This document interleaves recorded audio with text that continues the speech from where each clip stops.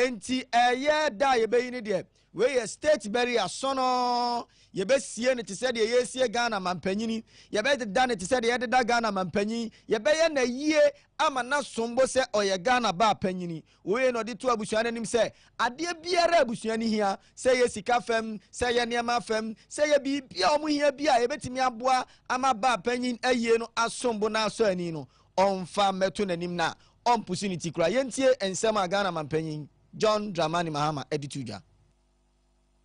You see evidence of her work, either oil palm extraction project, Gari production project, and they're still operational. And women are using those income generation facilities to improve themselves and their children. And so there's a lot that can be said, and I'm sure that when the tributes come to be written, we will have a wholesome story about her role as First Lady in Ghana. And so on behalf of the people of Ghana, the government, I want to extend our sympathy and condolence to the family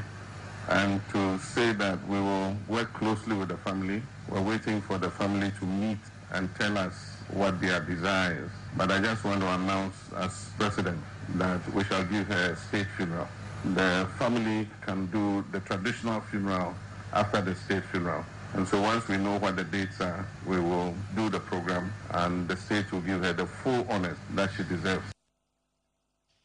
President John Dramani Mahama ene etie owieye ena kole klote mrashebedwani a osaye Ghana ba panyina wanya ne ba bi ko ni ba odikan Dr. Zinato Rollins editu ga say abusuano eni aso ade a Ghana mampanyin John Dramani Mahama aye ama abusuano se mra abusuano eko ahonyehia mu o mampanyin opportunity wantwa nachi ani anhwe ankyere wo mo wabra na ohia ne moa no oba beboa wo mo ema omo ani su a etie ni nyina eto atwa yentie ensem a ode atudwa no. Unfortunately, sometimes with the partisan politics, memories fade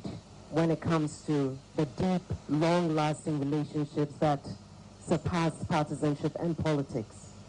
And I'm very honored on behalf of the family that you have made this announcement that she's going to have a state funeral. I would also like to extend our appreciation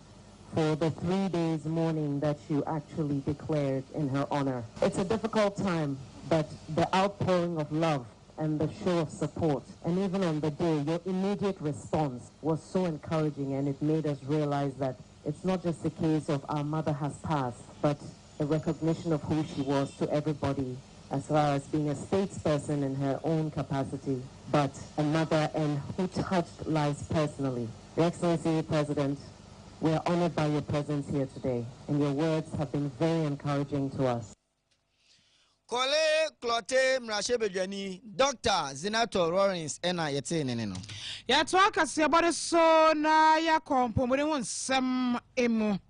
Na sese National Health Insurance ya pomuri se chiba no. Ehonsam ayeyompo ni nyina ne se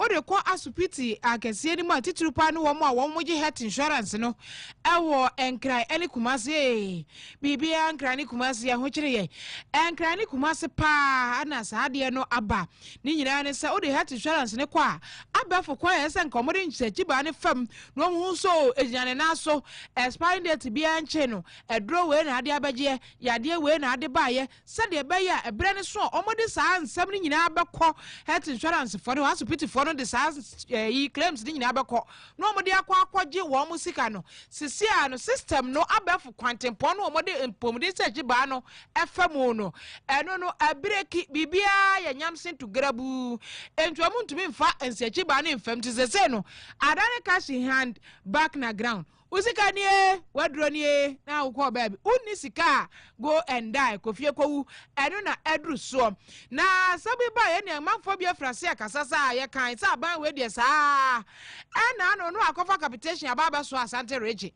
And ka program be another policy be a pilotia. Ya de court district and now say regions and get to any word ya Santa Regio and over the bad or Quabri Bakuya. and health insurance break down so asa kumase ne nkra ehu akire ye amadani cash hand back na ground see can say about we do about we be hwe ye nyina atogu ni amanfo principle amanfo kan sampa gu aban so anya sem ketwa na mo mampomre so afo Honorable Kwabraham ta akando sabi jabo so mra hebedwani abaka che Ghana fo nyina asa yanum monka mokoma ntomo yam enya bo apayosa system no break down no kura no o chese nyankopon yadema chena nkasa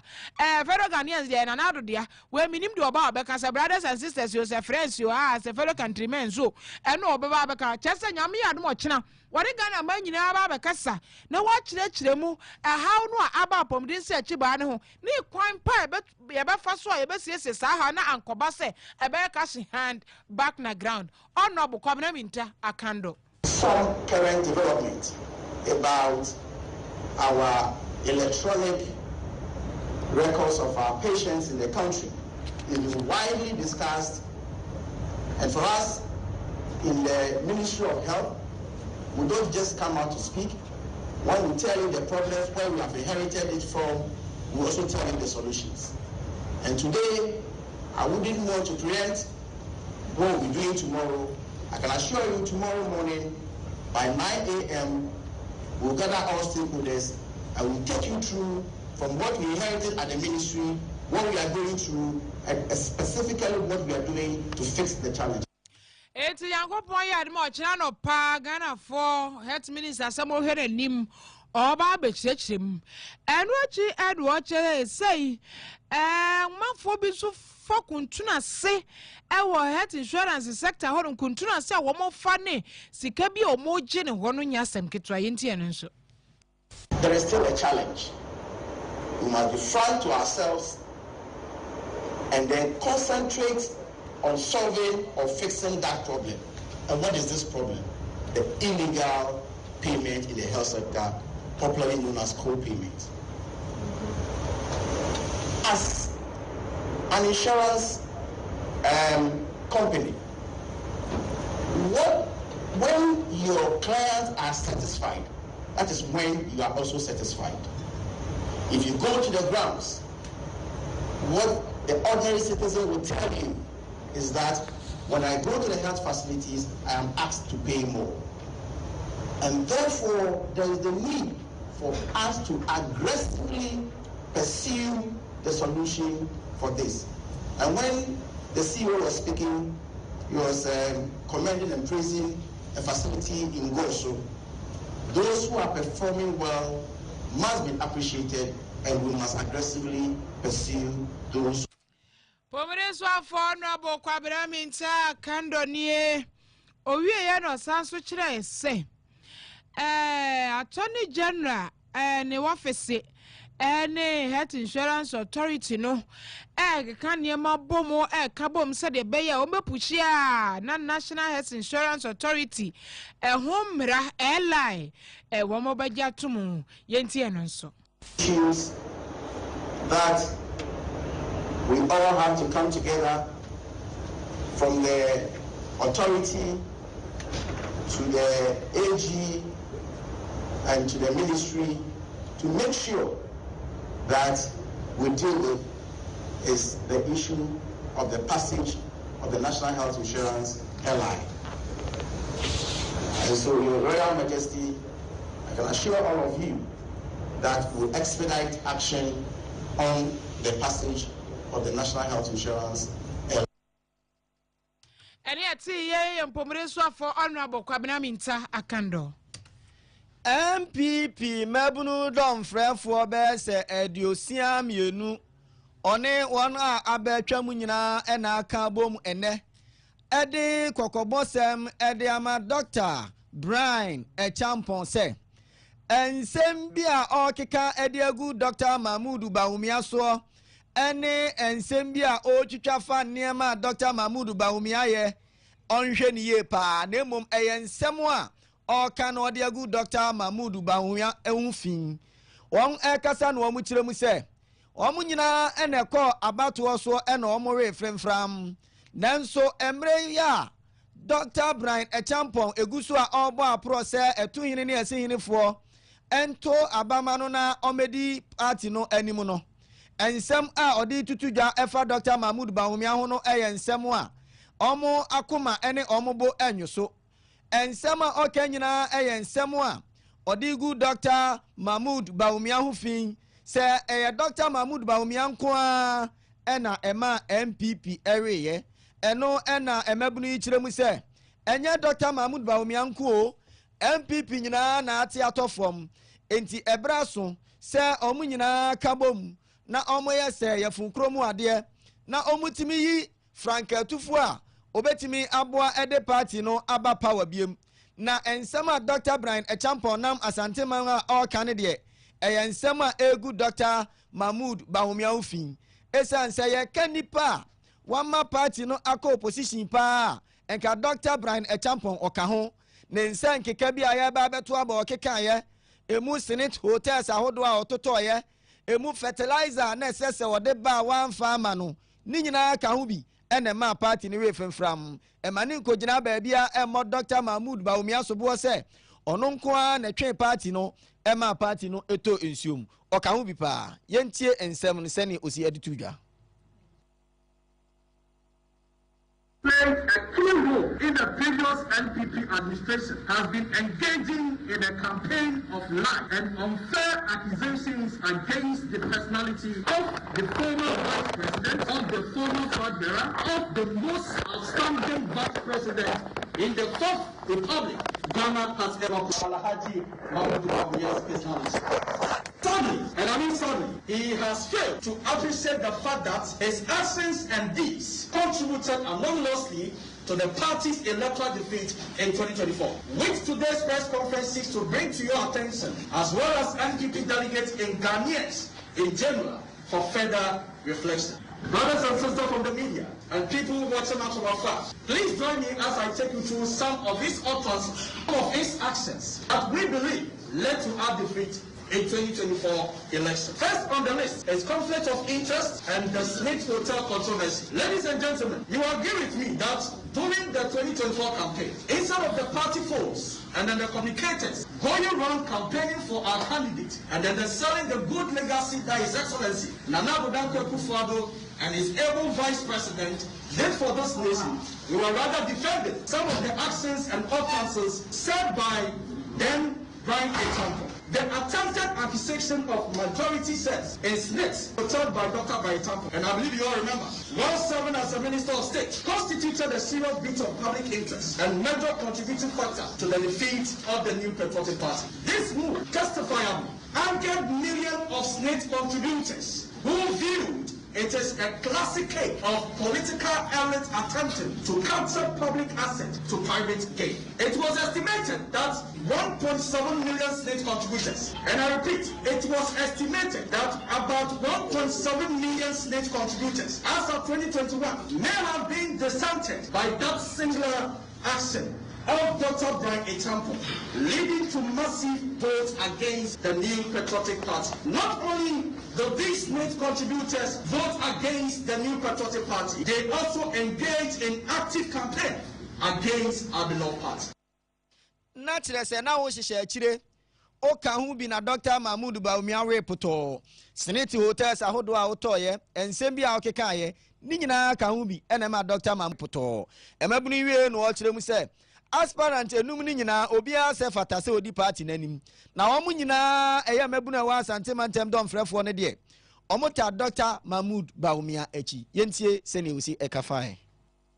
We reaffirm, the 62 constituency youth organizers and their deputies, the 32 former constituency youth organizers, we reaffirm our unwavering commitment to the NPP's future and will continue to fight leadership that embodies service, humility, and integrity. On this note, brothers and sisters from the media, out of the 94 incumbent constituency youth organizers and deputy organizers in the Ashanti region, 62 have gathered here today to declare full support for the candidature of His Excellency Dr. Alhaji Mahmoud Bawumia. The best person to lead the NPP into the 2028 general election. Of the remaining 32, 10 have indicated that they remain undecided. But we are confident that they will eventually join the DMB train. Additionally, 34 of the 46 former youth organizers have also expressed their support for Dr. Mahmoud Bawumia. Ladies and gentlemen from the media, our endorsement is based on conviction about the personality and leadership qualities of Dr. Bawumia. He exemplifies integrity, humility, competence, and inclusiveness. He is a leader of peace, intellect, and encouragement. And we believe he represents the best chance for the new patriotic party to renew itself and lead Ghana forward. We therefore urge all delegates to give the former vice president, the Mr. Digital Man, former father of the new patriotic party, the father of the dual system, the father of digitalization in Ghana, the father who has made the office of the vice president more attractive than ever in our country, that we should endorse him and that we should endorse him well. Coming January 31st, 2026. Signed. Out of the 1994 incumbent youth organizers and the 34 out of the 46 former youth organizers. Thank you very much for your attention.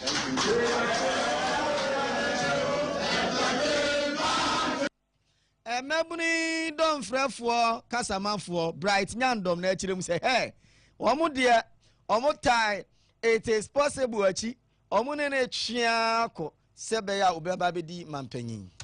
yanto akase body soy na MPP amanyoko kronwemu na menso me kroi na manso mosia so assembly member Honorable Daniel Kwaku Mensa wanukro ya se nyame ya dompanifo eto asuro ni nyina awie na so mo bie kwamu a obase Ashanti Regional Organizer domfrefo edema NPP amayokono awasante mantem hanum sei enei adefafa waye ade ama ewura numnum a wo mo gina pre franka krafo di bre wo MPP amanyokoni mu nyina ene se wo chese ewura numnum nyina o mo nyina se fata obia nso ebo ntoa obia nso sabio wo wodom edi nachi enti enye den o mbakọ campaign baba no ma bre ni adu o mo hia nsuo azaso o mo num nsuo na ensuo no dwodwo o mo koma na o mo nya ahoɔden abrafo se water is love enti wama womu nsuo se de be ombenya more life more ahoɔden more energy no omodi ayi wo mo campaign Honorable Daniel Kwaku Mensa se wonu de won tai obi echi wo mo nyina amanyoko ne ma efie ba akumu na konwa to na efie hofo na pre wo bi de hye enti wota obi echi enei wade ensuo bottle water ibi curtain no Maku ahenu 200 ediama aspirant bia campaign tima ewa santimantem hase mu nipa ne ba mo fa mano na mo nyina mo nunum suoi na mo fa nkoye campaign nya hoɔden nkoye campaign kama enti enei wo frɛ wo mo agiremu edema Dr. Haji Mahmudu Bawumia Alhaji Buba wo baaye sa so na Dr. Brenda Champo ne rep baaye Dr. Oseye Odutum rep Rashidi me friend Rashid for education wo baby sanso na Honorable Kennedy Akompre ko Japan ono so ne rep Papa Douglas ono so baaye ene wo mo aka ho ni nyina baaye o mbegina mo ebeji nso 200 cartons de kokɔ mo party office ya wo mo chese obia so obeka kire aspirant odi na chi se adoye kase a Honorable Daniel Kwaku Mensa DKM waye ede amomunie Honorable DKM esanso achese enso captain ahanu no ode ni nyina ba mo mo de na enso animanimu ya eneya ide wode oha ane aduonum 150 ene de ma anelmusifo ne so omfa nkɔ 50 ni aka no one de kwa ne constituency manso mosia so mpatam ho baabi amanse ho no se de ba ya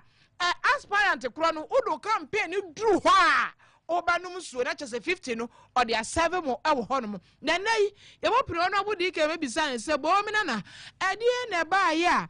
wodi sa do ye kese ade ama 5 aspirant ni nyina san se omo ejina se obi aba no obedi kle meta we yachi midi we yachi midi we na ko ade nti na wodi one ta candidate ba kwachi na nsoi one farmer oya akro ne mum odi ama enum ni nyina na wo che so obi a obedom frefo de ma amayokori de asaso odi kan prin kan bomu enti se organizer ongo organizer Kennedy fonko a na wonko bread fonko a no onko ba mo fonko a obeko MPP obeye organizer e de ama MPP enu nti na sa adoye waye e de ama aspirant num ni nyina yenti honorable Daniel Kwakumensa DKM yenti ama me di nsu ema MPP aspirants no ade tiawa se bread se yi leader na leader yi be yi no me nso no me ba for regional organizer the class hwe mu se twase obi bia oba Ashanti region bia no ye gina wa tu nyema na bodunsu the senti na me hwe so se me di nsu ema each aspirant bia nti aspirant bia no me ma nsu no 200 catches se de be ya ono so no me kita afudi na chi o mo ko mo ba no ombenya nsu egu ye fompem na omtumi da ko ye adwuma se so mo ye nti me di nsu ma wo mo a na enye se bia no camp A camp B ni mo me MPP ni ana mo so ye MPP for de me di no mo di nsu mo di ama MPP ko ni nyina te ma me ye sa nsu yi ho adoye am de ma ho na de me ka akye me nuanum aspirant ni nyina so se fiefo na yeyi ebusua pani ebusua konwa na ato ti de me srom ne se omo kasa no enye kasa ehyenkura ni kasa etwedom enye kasa ehwetedom ese because as organizer se ukọ me constituency na akọ kasa bia ene kwasa oka ebe hwetedom no epese efredom ni nyina bom ne di ko wini election se da ye nemti no de me srom se obi ama ne kasa emrenyam kasa no enkoye se yekobo obi ekutia na se echina bi oka se bi tie wumia no na se ekobase yeto abani wie na se wumia no fanse ono wani na wakuti abonti uko wini a wo ka to nya so mra me ko campaign obi bia partner man akonya wafa forms a wa qualify bia no owodom ewo grounds obi a wodom mamu nhwe obi ho emu ne ntanchia mumma mo kasa no enye kasa ebokwanpa na se ekire yeto abani wie a yetumenya saafo ni nyina beka ye ho ame akọ wini 2028 esanse ye menyi se yepese yesamba power build ya mesre mo se bebi obedu bia no mumma mo kasa no enye kasa etwa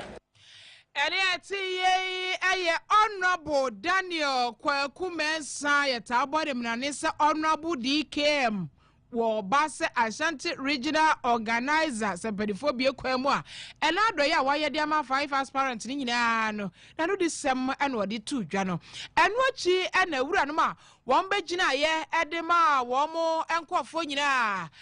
Dr. Brana Champo ni pabaye sanso ana honorable Kwabena Japan honorable Kennedy Akompre ko Japan Dr. Edutwum ena Dr. Ahaji Mahmudu Baumia wo mo nyina nso ebomu eda honorable Daniel Kwakumensa DKM ase wo mo wi o mo sanso de to aso se eyampa eyefia kwamwa ena ato enti obi a oye campaign amani nipa bia ehwe ne kasa mu yie kasa twetwe ne kasa bia emfra ne ade no wo munyi emfa emfiri mu ba kokora de ye bisa ne se na ade nti na sa kasa twetwe ye ekoso yi mun kan kire mo party leadership ne o je hwe wo bia fani we o enti ukoka kora enkwa hwe na mu machitafo no ene sese mo hwe mo kasa ye sanse nipa num no ba ko pa na mo kwa koyi no mo yi ni ya mo nyina sese mo beta sa ba ko na chi na fe mo ko prinkunimdie e wa fimpino ene aduonu wo twenti mo kasa ho banyamo a ebebo amanyoko ni nyina da ye ntie awura no ma egina ma wo mo nkofo gi nso ni nyina da o mo nsema o mo de to dwa mo gina ma Baumia Bejidi say adifefefa menua honorable DKM me colleagues as organizer Manson Kwanta Bejidi say yasum yadanasi on behalf of the Baumia it is the entiama or yes adifefefe so ebema Dr. Bamol Baumia swati military ya ena make say or western offer or share na probo ase timisaka nsu ide medical main office ewo askwa na handover ma honorable AC in team our coordinator for our campaign me did say so na Sikka no we unify nyina as a party all the aspirants me did say adwumpa kopon edu tu litirimu a we yes adifefefe purpose nti nkabom onkuyi ba kofo enkoye ne sa adoyi na nkaye no so yi na party for enukwe adoye awaye ebabo ama nkabom ayede aba samutie ni nsemu a wose nsuo ni ekonum sa akoma osuru kura na asuman be akoma be de ebeba fo na wohwe campaign a ye no a enukwe yamye nim yempanimfo ni bi wo a kwanya mofa so ye campaign emu party no yenka hu se yentana election wi a yɛbɛkɔ akɔfisi other political parties na yɛbɛkɔ akɔto ɔmo so aba for 2028 election nti adesrɛde na yɛde to ɔmo nyinaa anim sɛ yɛn nyinaa yɛma yɛ kasa ho nte ebedi kan adanase ɛfiri sɛ yɛn nipa nyinaa na ɛtumi yɛ saa nneɛma yi ɛsɛ wɔpene party no ho ɛhu sɛ party no kɔ edu tam yɛkɔ campaign ama yɛwura no mu a ɔmo ayi ɔmo ti sɛ ɔmo pɛ sɛ ɔmo bɛdi frankatu ni ma party no ɛyɛ campaign ma ɔno hyɛ bɔma yɛ nsuo amana adwedwe akoma a nɔsɔ ɔde abɛkyɛ yɛ aseda ɛyɛ ne deɛ nsuo yi deɛ boa yɛ bebree ɛwɔ kwan bebree so sɛ ɛbɛnante ɛbɛbrɛ abufuo bɛba ha bɛba sɛdeɛ ɔmo kaa sɛ water is life abufuo ba na ɔhaw ba miahia a wonum nsuo gu so a ɛma akoma dɔ ɛba ma biribi aba nti yɛda no ase ɛwɔ saa nneɛma enti awura no ma bɛgyina yɛ ɛde ma wɔn nkɔfoɔ ne yɛte so wɔn ɛda aseɛ no alagye abuba na ne di kan rashid free education ɛda afei owura douglas wɔn nyinaa gyina mu ɛda honorable daniel kwaku mensa dkm asipi enche kura na aban lawyer panyin ene soafo a ohwe atentene ne so Dr. Dominic Ayini otwe ne register tenten no fa na ba ka ho ene drip coordinator no bebo ni din a epil shia ya court ene chairman Bernard Enchibosi aku no bebo ni din a epil what discuss shia ya court ene buffer stock panyini ene obebo ni din a krache bra what discuss shia ya court obubo di ya kyerɛkyerɛ bɔne ne sika create loot and share team fuoi omo ababedie emera na o abamu eno ena dom kuma a ewo mrahye badwa fie kyerɛ sɛ de attorney general aye no etiamra papa ene sɛ Ghana hanom sɛ obi edi bɔne a eye court ene betimi a kyerɛ sɛ wei edi bɔne enye sɛ wudi nipa ni din ne baba bonten ama amanfo atwe ne sere ne abasa ena kyerɛ saa oyɛ saa na kyerɛ sɛ utietia saa nipa no ne fa ahudie so esan sɛ obi a wadi bɔne bia no court pɛ ena ebetimi de akyerɛ enne sei chairman Bernard Enchibosi ako ye kye krata atwe no pio ne yɛde ne kosi court sɛ woni hɔ ne yɛsa atwe frɛ bench warrant sɛ yɛnkɔfa ne mmra ne nyinaa ena domkuma yi kyerɛ sɛ saa nsɛm a ɛkɔ so de attorney general ɛyɛ ne nyinaa no etia mmra so amemrahye bedwani ono akro ya nso eka legal council a ewo mrahye bedwama MPP no oka ho ono ena edi dom yanim na wo kyerɛkyerɛ mu sɛ ne attorney general ye ni nyina etiamra yenkotie honorable John Dako ensem a odi tudwa no ebi the edifice he is into this media circus because he doesn't want to be referred to as an incompetent attorney general because he wasn't an incompetent lawyer. Competent agents don't prosecute their cases in the court of public opinion. Competent agents prosecute their cases in the court where evidence are subject to strict proof. In criminal trials, he has a responsibility to prove his case beyond reasonable doubt. This is where you go. Put the evidence before the court. Let the lawyers from the other parties scrutinize the evidence. If it stands the test of time and the court pronounces them guilty, so be it. Why do you bring the evidence to the media for just this media circus to destroy the image of people even before they get a chance to open their defenses? So amemrahye bedwani lawyer John Dako ono na keka times no say etiamra yesi eti the attorney general ye no say etiamra minwa ma etiamra mrahye bedwafo ndo almost say ase attorney general ababe media trial ase wa yense njoni ase inse se obebo nipa ne kwadu obedi asem no court no eya no de abegyina nsantwerefo anim no abeka te se te se sa buffer stock man yi die yemfa ne nkɔ court enkyerɛ se no kure saa kwadu na mode bɔ no odifo eno abeka no nsantwerefo anim buffer stock de ne wo kyerɛkyerɛ mu dan ahodo a to ni dan ma me ne handbag ya wato na attorney general wonya no we ko shop tena hɔ no mo investigation ana wo kyerɛkyerɛ mu sɛ bag kokɔ so bag kokɔ bi na no me to bi bla wi eno de enu bo no mpacho msrew ne o to enu bo no kra kyerɛ mu a omo diska na so amemrahye bi ni kyerɛ sɛ fa omo court kokra no court e mekano wo o ti ma ne mekano nkyere emra hebedwafo omo kan kyere media no sa na court no na be kyere se e yampa moteso no mudi sika ana mo ani sika se court no nya kasa omudi sika de no na oba abonten na oba kyirim se ya ye kan na da ho no sa omudi sika nti omo kwa kodem mfie oha asemo Kase ne de si emu na ase ye de ma newsroom adwumayefo nyina omu nyina na ye de ma wonum na Kwame Furiabo aje wo ho adwenya ko wo ho maame amasewa ampafo madam no body ya tem wono na aboni ni nyina de ama ye semu for your falasan okoji abo si wo da bullet fashion center no DJ Bullet wona chinchin from ani nyina de ama ye social media ne de ye Kelvin na dwuma wona de call social media no eso enwumere yi akenkan fa woti yenkan eyeme rante nua ba maame efumwa kafena mene nana